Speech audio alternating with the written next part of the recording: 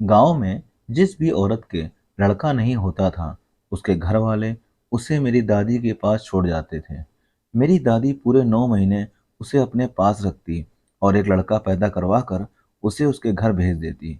इसके बदले मेरी दादी खूब पैसे लेती थी। आखिर ऐसा क्या जादू था कि मेरी दादी लड़का ही पैदा करवाती थी? इसी बात का पता लगाने के लिए एक दिन मैंने चोरी से डिलीवरी रूम में छुप कर सब देखा।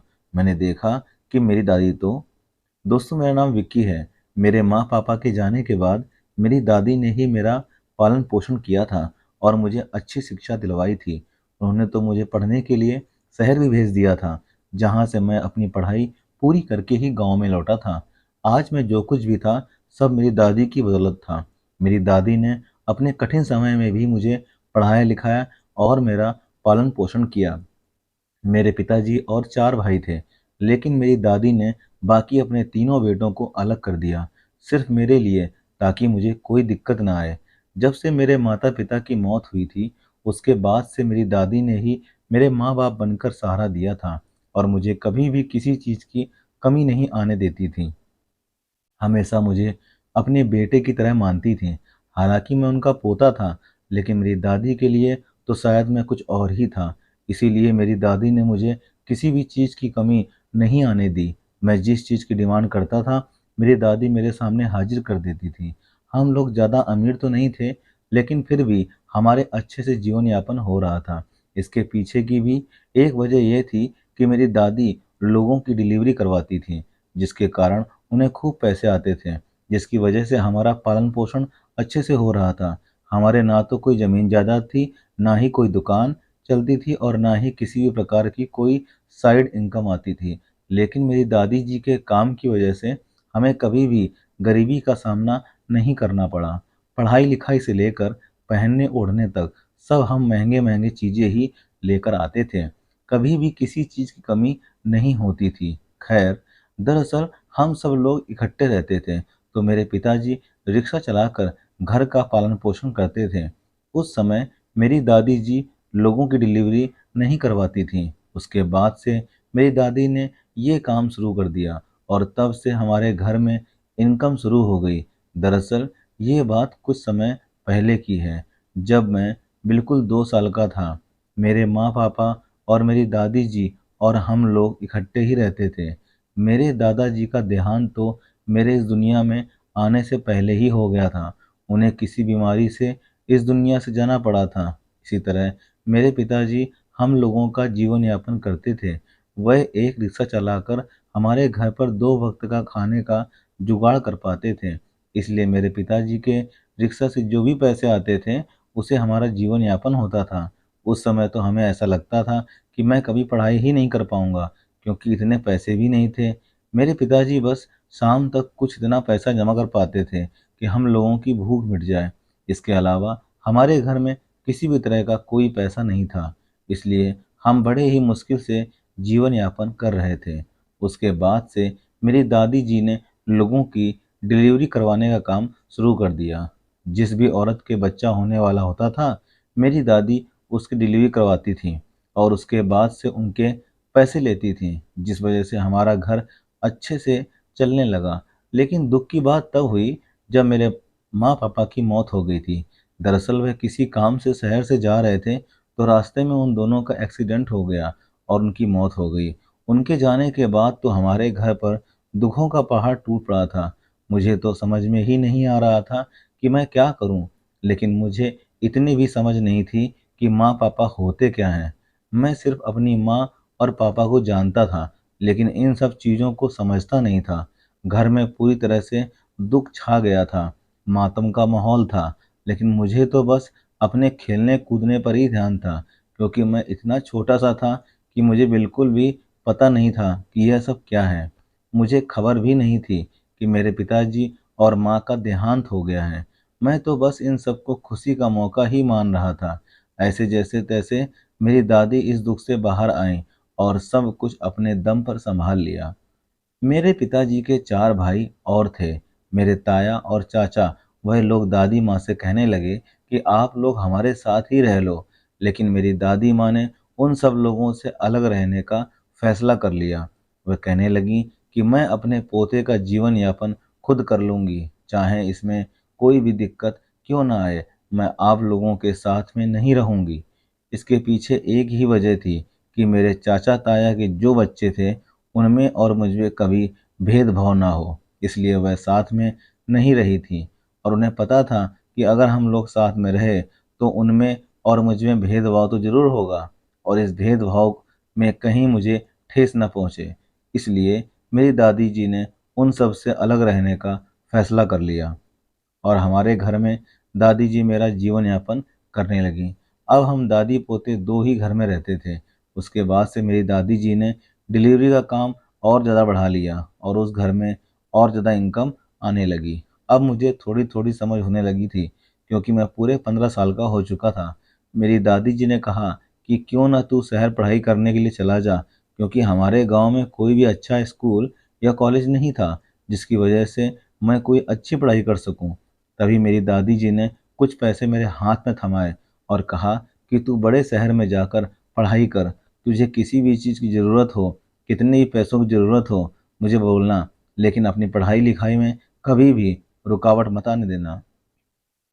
मैं अपनी दादी जी को छोड़कर शहर नहीं जाना चाहता था, क्योंकि उनके अलावा मेरा कोई भी सहारा नहीं था और उनके पास भी मेरे अलावा कोई सहारा नहीं था।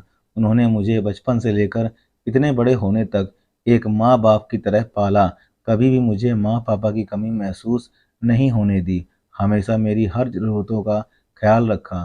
तो इस बुढ़ापे में मैं उन्हें अकेला नहीं छोड़ सकता था।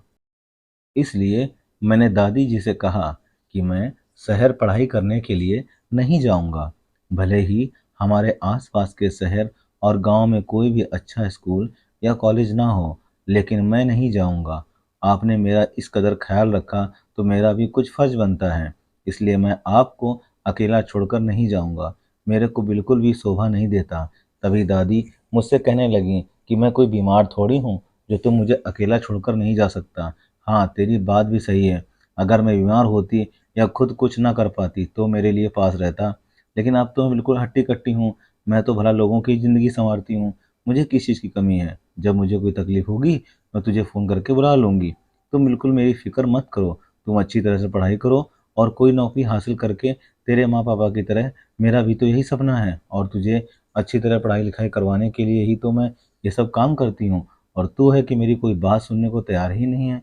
तभी मैंने दादी माँ से कहा कि मेरा मन तो बिल्कुल भी नहीं मान रहा है, लेकिन आप मुझे इस कदर फ़ोर्स कर रही हो तो मुझे जाना ही होगा। तभी दादी ने कहा कि अपनी पैकिंग कर और शहर चला जा। तुझे कभी भी किसी भी चीज़ की ज़रूरत हो तो मुझे गाँव में फ़ोन कर दिया कर, मैं तुझे भिजवा दूँगी। हाँ, और अगर मुझे कोई तकलीफ़ होगी तो मैं तुझे ज़रूर बुला लूँगी। तब तक तुम वहीं पर मन लगाकर पढ़ाई करो और हाँ, यहाँ पर रोज़-रोज़ तेरा आना-जाना मत करना। तभी मैंने दादी से कहा कि ठीक है, मैं दिल्ली पढ़ाई करने के लिए चला गया। वहाँ जाकर मुझे बड़ा ही दुःख होता था, क्योंकि मैं अपनी दादी माँ को अकेले छोड़कर आया था। मेरी दादी माँ ने मेरे लिए क्या कुछ नहीं किया था, वह तो मेरे लिए सब कुछ छोड़ दिया था। मेरे चाचा-ताया सब बड़े ही अमीर थे। मेरी दादी माँ तो वहाँ पर बैठकर खातीं, उन्हें तो कोई काम करने की ज़रूरत भी नहीं पड़ती, ना ही उन्हें कमाने की ज़रूरत पड़ती। जो भी वह माँगती उनके सामने हाज़िर हो जाता, लेकिन उन्होंने मेरे लिए यह सब कुछ छोड़ दिया था। तो अब मैं भी उनके लिए अपनी जी जान लगा लूँगा। तभी मैंने सोचा कि मेरी दादी माँ को मेरी नौकरी लगने से खुशी होगी, तो मैं नौकरी लगकर ज़रूर दिखाऊँगा। इसी तरह मैं मन लगाकर पढ़ाई करने लगा। शुरू-शुरू में तो मेरा वहाँ बिल्कुल भी मन नहीं लगता था, ना ही बिल्कुल अच्छा लगता था। लेकिन उसके बाद से मैंने वहाँ पर तैयारी करनी शुरू कर दी और अच्छे से मेरा मन लगने लगा और मैं पढ़ाई में बिल्कुल खो गया। अभी कुछ दिनों बाद मेरी छुट्टियाँ आ गई थीं। मुझे यहाँ आए हुए 6 महीने बीत चुके थे और मेरा गाँव जाने का मन भी करता रहा था, क्योंकि दादी माँ से मिलने का मेरा बेहद मन कर रहा था।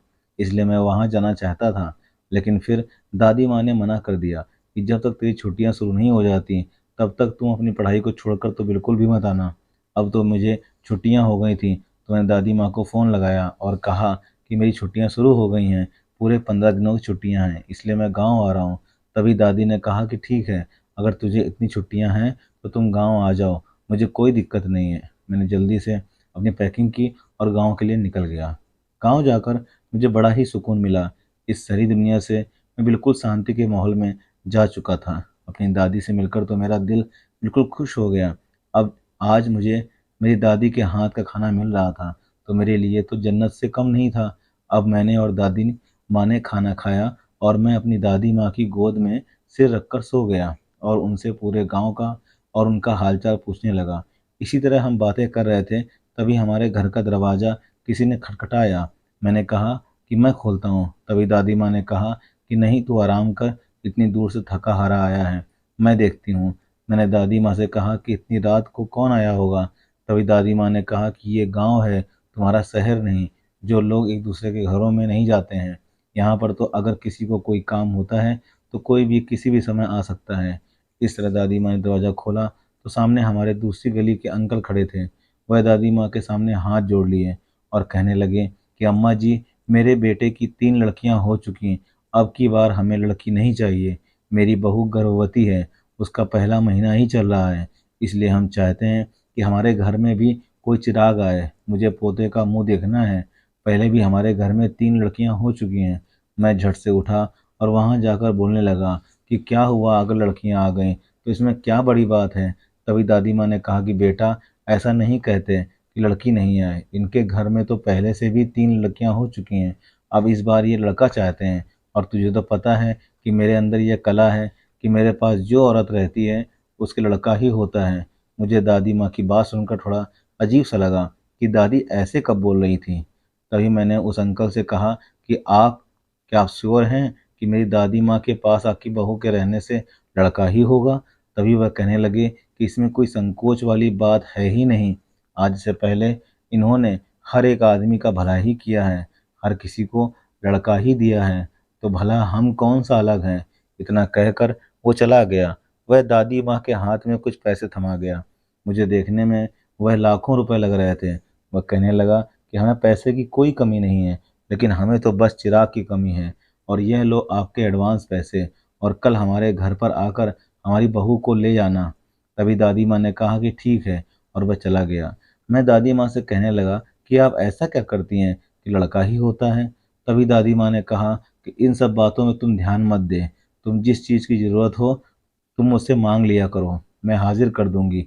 अब इन सब बातों में ध्यान मत दिया कर।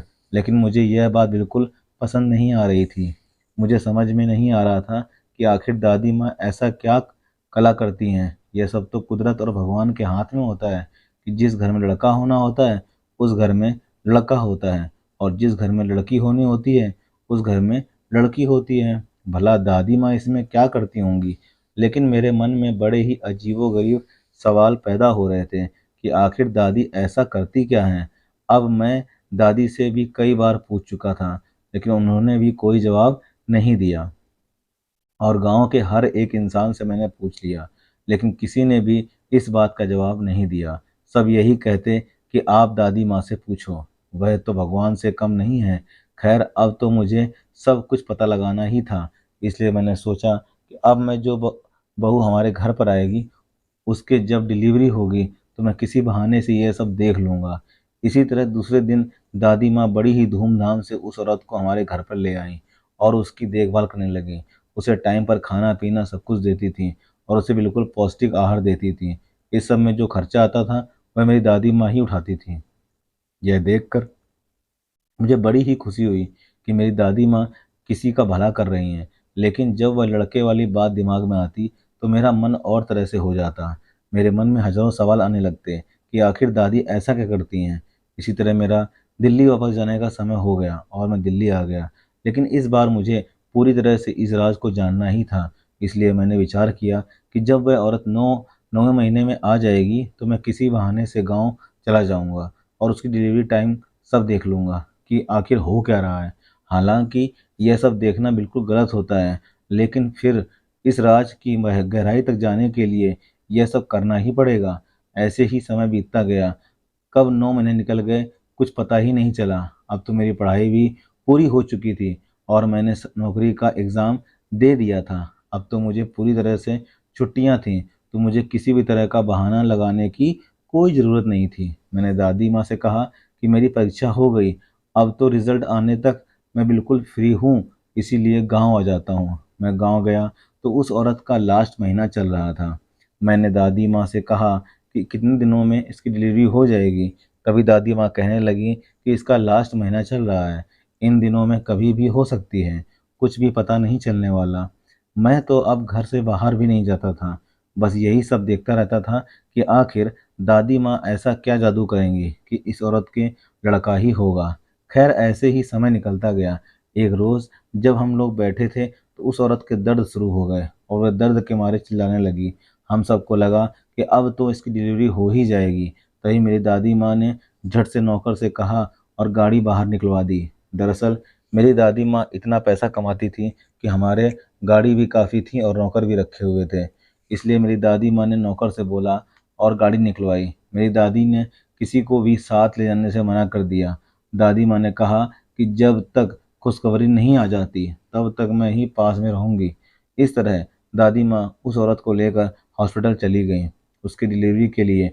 लेकिन मैं कहाँ रहने वाला था, पीछे से मैं भी ऑटो करके उनके पीछे ही निकल पड़ा और किसी भी तरह नर्स को कुछ पैसे हाथ में थमाकर डिलीवरी रूम में छुप कर बैठने का प्लान बनाया। मेरे पैसे तो काफ़ी थे, लेकिन आखिर में राज जानने के लिए मौका भी मुझे मिल गया था। मैं डिलीवरी रूम में चला गया और वहाँ पर छुप कर बैठ गया। वहाँ पर एक नर्स, एक डॉक्टर और मेरी दादी माँ और वह औरत ही थी।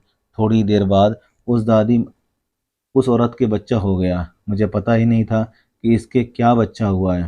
तभी मैंने देखा कि मेरी दादी माँ कुछ पैसे अपनी साड़ी से निकालती हैं और उस डॉक्टर को दे देती हैं, कुछ पैसे एक नर्स को दे देती हैं और उन्हें बाहर भेज देती हैं।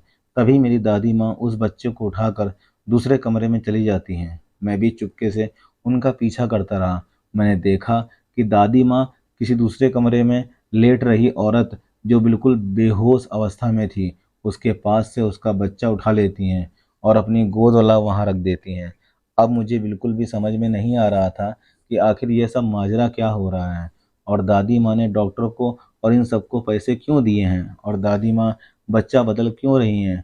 मुझे बिल्कुल भी समझ में नहीं आ रहा था कि आखिर इसके पीछे क्या राज है। अब मुझे बिल्कुल भी रहा नहीं गया। मैं बाहर निकलने वाला था कि उस औरत के घर वाले भी वहाँ पर आ गए। उसके दादाजी, जो हमारे घर पर मेरी दादी माँ को पैसे देकर गए थे, वह सब आ गए और खुशी के मारे सब लोग नाच रहे थे। यही गुणगान कर रहे थे कि अम्मा जी ने लड़का पैदा करवा दिया, हमारे घर का चिराग आ गया। सब लोग खुशियाँ मना रहे थे, एक दूसरे को मिठाई खिला रहे थे और मेरी दादी माँ की वाह वाह कर रहे थे। लेकिन मेरे मन में तो ये बिल्कुल अजीब लग रहा था। मैं उस कोने से बाहर निकल गया। मुझे वहाँ देखकर दादी माँ और सब लोग अचानक से आश्चर्यचकित हो गए। मैंने दादी माँ से कहा कि यह सब क्या हो रहा है, सच सच बताओ कि इनके बच्चे को वहाँ पर छोड़कर और उसके बच्चे को यहाँ पर लाकर क्यों सुला दिया। आखिर इन सब के पीछे माजरा क्या है और आपने डॉक्टर को पैसे किस बात के लिए दिए हैं। तभी दादी माँ ने कहा कि पहले तो हजारों इशारों में मुझे चुप रहने को बोला, लेकिन मैं बिल्कुल भी नहीं माना। तभी दादी माँ ने अपने हाथ जोड़ लिए और कहा कि मुझे माफ़ कर दो। दरअसल मैं बच्चों की फेरबदल करती हूँ। अगर किसी की लड़की हो जाती है तो डॉक्टर और नर्स को कुछ पैसे देकर उनसे खरीद लेती हूँ और उनसे पता कर लेती हूँ कि आसपास के वार्ड में किस लड़की की लड़का हुआ है। ऐसे जाकर उसके पास वह लड़की छोड़ आती हूँ और उसका लड़का उठाकर डिलीवरी वाली औरत के पास रख देती हूँ, ताकि सब लोगों को यही लगे कि मैं लड़का पैदा करवाती हूँ और इस तरह मैं हजारों पैसे कमाने लगूँ। अब मुझे शर्म आ रही थी कि वह मेरी दादी माँ है। मैंने कहा कि आप किसी की ज़िंदगी के साथ ऐसे खिलवाड़ करते हैं, किसी के भरोसे को ऐसे तोड़ते हैं। सब लोग आप पर विश्वास करते थे और आप लोगों के बच्चे चुरा चुरा कर उनको संतुष्ट करती थी। यह सब आपको शोभा नहीं देता था। यह सब तो भगवान के हाथ में है कि किसको लड़का देना है और किसको लड़की, लेकिन आपने तो इसे धंधा ही बना लिया। सब लोगों को दादी माँ पर बहुत गुस्सा आया। तभी दादी माँ ने कहा कि मुझे माफ़ कर दो। दरअसल इसके माता पिता के जाने के बाद हमें बहुत तंगी देखनी पड़ी थी, इसलिए मैंने यह काम शुरू कर दिया था। क्योंकि इस उम्र में और काम तो कोई शोभा नहीं देता, इसलिए मैंने सोचा कि अपने पोते का जीवन संवारने के लिए मुझे कुछ ना कुछ तो काम करना ही पड़ेगा। इसीलिए मैंने एक दो बार यह काम किया तो मुझे अच्छा पैसा मिलने लगा, तो मैं ऐसे ही शुरू कर दिया। दादी माँ की नज़र बिल्कुल शर्म से झुक चुकी थी और मैंने आखिर इस राज को जान ही लिया था। तभी तभी मैंने लड़का वहाँ से उठाया और उस औरत के पास रख दिया, ले जाकर जहाँ से मेरी दादी माँ चुरा कर लाई थी और उनके पास से इनकी गुड़िया को लेकर दादाजी के हाथ में दे दिया और कहा कि आपके घर में चौथी लक्ष्मी आने ही लिखी है, आप इसे बदल नहीं सकते और आज के बाद किसी पर भी ऐसे विश्वास मत करना। तभी उसके दादाजी ने कहा कि हाँ, मुझे माफ़ कर दो, जितने तक हमारे घर में लक्ष्मी आना लिखी है तब तक ही आएगी। मैं भी पोते के मुंह में बिल्कुल बह गया था, मुझे माफ़ कर दो। अब सब लोगों ने एक दूसरे से माफ़ी मांगी और सब कुछ सही हो गया। दोस्तों, ये कहानी कैसी लगी कमेंट बॉक्स में कमेंट करके ज़रूर बताइएगा और अगर चैनल पर नए हो तो चैनल को लाइक सब्सक्राइब और शेयर करना बिल्कुल मत भूलना। मिलते हैं इसी तरह की सच्ची और अच्छी कहानी में। तब तक के लिए जय हिंद, जय भारत, खुश रहिए, आबाद रहिए।